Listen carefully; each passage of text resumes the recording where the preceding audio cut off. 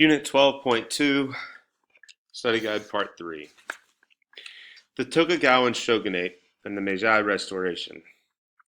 The final period of the traditional Japan was the Tokugawa Shogunate. It was a time of internal peace, political stability, and economic growth under the shogunate, which is a military dictatorship.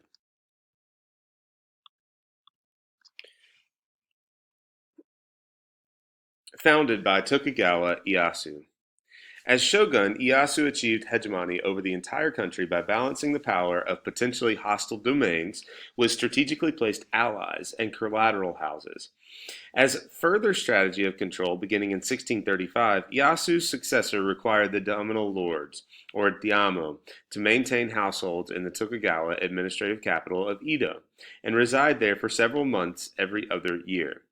The resulting system of semi-autonomous domains directed by the central authority of the Tokugawa Institute lasted for more than 250 years. The Meiji Restoration, also known as the Meiji Ishin, renovation, revolution, reform, or renewal, was an event of change that restored practical imperial rule to Japan in 1868 under Emperor Meiji. The modernization of Japan. Making matters worse, not making matters worse, sorry. The emergence of Japan as a major power was an unexpected event. In the beginning of the 19th century, the Japanese had effectively remained isolated and was still practicing shogun feudalism. Sino-Japanese War. Conflict between Japan and China that marked the emergence of Japan as a major world power and demonstrated the weakness of the Chinese Empire. The war grew out of a conflict between the two countries for supremacy in Korea. Korea had long been China's most important client state, but its strategic location opposite the Japanese islands and its natural resources of coal and iron attracted Japan's interest. In 1875, Japan, which had begun to adopt Western technology, forced Korea to open itself to foreign, especially Japanese trade, and to declare itself independent from China in its own foreign relations. Treaty of Shimya. Under the term of the treaty, in 1895, China ceded the island of Formosa, which was Taiwan, to Japan. In addition, the Chinese recognized the independence of Korea, which would now be open to Japanese invasion. China also granted the Japanese a lease to the strategic Liaotung Peninsula in southern Manchuria, including Port Arthur. It's here that Europe, led by Russia, intervenes. The Russo-Japanese War. Russia feared Japanese advance into northern China and forced Japan to agree to its nullification of the Korean independence and the lease to the Liaotung Peninsula. Shortly after, the Russians themselves began to move down into Manchuria, which infuriated the Japanese. When the Russians moved on Port Arthur, the Japanese shocked the world by attacking the Russians with their new navy. Both sides sent large armies into Manchuria. The Battle of Mukden. This was, in the number of men engaged, 624,000. It was the largest battle that human experience had thus far witnessed. Military observers were present from all countries, anxiously trying to learn what the next war in Europe could look like. The Battle of Tsushima Strait. The Russians sent their Baltic fleet around 3 continents to the Far East, but to the world's amazement, the Russian fleet was met and destroyed at Tsushima Strait by the new and untested navy of Japan. Since the Trans-Siberian Railroad was fully completed and since Mukden was a Japanese victory, Russia humiliatingly was beaten. The Treaty of Portsmouth. At this point, President of the United States, Teddy Roosevelt, stepped in upon the scene. With an outpost in the Philippines and growing interest in China, it was to the American advantage to have neither side win too overwhelmingly a victory in the Far East. The two powers met at Portsmouth, New Hampshire in 1905, and by the Treaty of Portsmouth, Japan recovered from Russia what it had won and lost in 1895, namely Port Arthur and the Liaotung Peninsula. Korea's independence was reestablished but was short-lived, for in 1910 Japan annexed it anyway. The Russo-Turkish War of 1876 and 77. The underlying issue behind this war was the quickening collapse of the Ottoman Empire, which the Russians desired more than anything to take advantage of.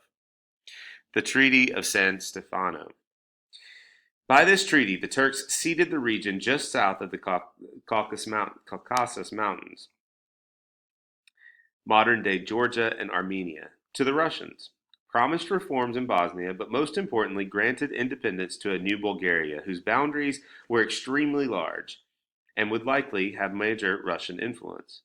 Britain was aghast at the treaty, which would give Russia now predominance in the Balkans and, more importantly, the Eastern Mediterranean. There was a major push for war against Russia in Britain, which was best known as the Jingoism movement. But war was averted by diplomacy, and the unlikely figure of Otto von Bismarck would bring Europe to the peace table. In 1878, Bismarck called the Congress of Britain, calling upon Europe to once again assert itself in an international union, the Concert of Europe. Jingoism and Congress of Britain, see Treaty of San Stefano. The Triple Alliance. Bismarck's only major goal for Germany, it seemed, was to isolate France diplomatically from the rest of Europe.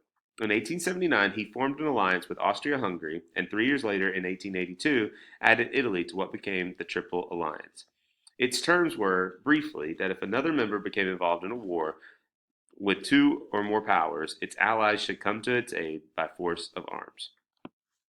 Kaiser Wilhelm II. He came in after Wilhelm I died. Wilhelm II was a firm believer in absolute power and viewed Germany's destiny as having much more aggressive foreign policy. Dropping the pilot. After clashing with Bismarck over the next 2 years, Wilhelm quickly dismisses Bismarck in the famous dropping of the pilot in 1890. The Franco-Russian Alliance. The French, faced by the Triple Alliance and deteriorating relations with Britain due to the disputes in Africa, seized the opportunity and signs the Franco-Russian Alliance in 1894. The continent was thus divided by 1894 into two opposed camps, the German-Austrian-Italian alliance against the Franco-Russian alliance. The naval race between Britain and Germany. This produced a sense of profound insecurity amongst the British, driving them as years passed ever more inescapably into the arms of the French and the Russians. The Entente Cordiale. In 1904, the British and French signed the Entente Cordiale, and immediately Wilhelm decided to test the strength of their agreement. In March of 1905, Wilhelm II himself arrived on a German warship in the Moroccan port of Tangier and gave a startling speech regarding Moroccan independence, because Morocco was a French colony. To diplomats everywhere, this was not an earnest plea for the independence of Morocco. This was a carefully planned performance by Wilhelm to test the Entente. The Triple Entente. The Triple Entente, the Germans demanded an international conference at Algeciras, but the conference, almost entirely supported by the French, only Austria-Hungary supported Germany, the British stood by the French steadfastly, and in the following year they were convinced by the French to form an alliance with Russia. Thus, the Triple Entente was formed. We're going to skip through a few. Gavrilo Princip, the Black Hand. A young Bosnian revolutionary, a member of the Serbian South Slav society called the Union or Death, and more commonly known as the Black Hand, acting with knowledge of much of the Serbian government. His name leads to the assassination of Archduke Franz Ferdinand. The Third Balkan Crisis proved to be the fatal one. On June 28th, this guy, Gavrilo Princip, this was in 1914, a young Bosnian revolutionary, assassinated the heir to the Habsburg Empire, the Archduke Franz Ferdinand, in the streets of Sarajevo, the Bosnian capital in the Austrian Empire. The world was shocked at the terrorist outrage and first sympathized with the Austrian government. The blank check. The Austrians were determined to make an end to the South Slav separatism that was gnawing its empire to pieces and to crush the source of those troubles in Serbia. Before proceeding, the Austrians consulted its major ally, Germany, to see how far it may proceed.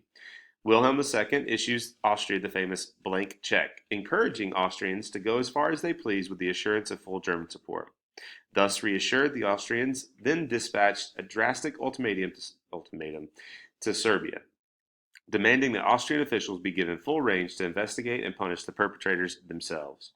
Ultimately, the Austrians pressed the Serbs to admit complicity uh, in the assassination. The Serbs counted on the support of Russia, who knew that they would not endure another humiliation in the Balkan region. The Russians, in turn, counted upon the French, who were terrified at the prospect of facing a war with Germany alone. In effect, the French gave a blank check to themselves to the Russians. The Guns of August, declarations of war. After the Serbs rejected the Austrian demands as an infringement on their own sovereignty, Austria declared war on Serbia. Russia then prepares to defend Serbia against Austria and begins to mobilize their troops along the Austrian border. However, it's here that Nicholas II makes a colossal error and assumes that Germany would automatically enter the war. Thus, the Russians begin to mobilize along the German border as well. The German government demands the end to Russian mobilization, and after receiving no word for 2 days, they declared war on Russia on August 1st, 1914. Convinced that France would enter the war on the side of the Russians, Germany declared war on France on August 3rd. Germany's decisions were based largely on the reckless hope that Great Britain might not enter the war at all. Britain was bound by no formal military alliance, but rather a friendly entente. Even the French were uncertain of British intention on August 3rd.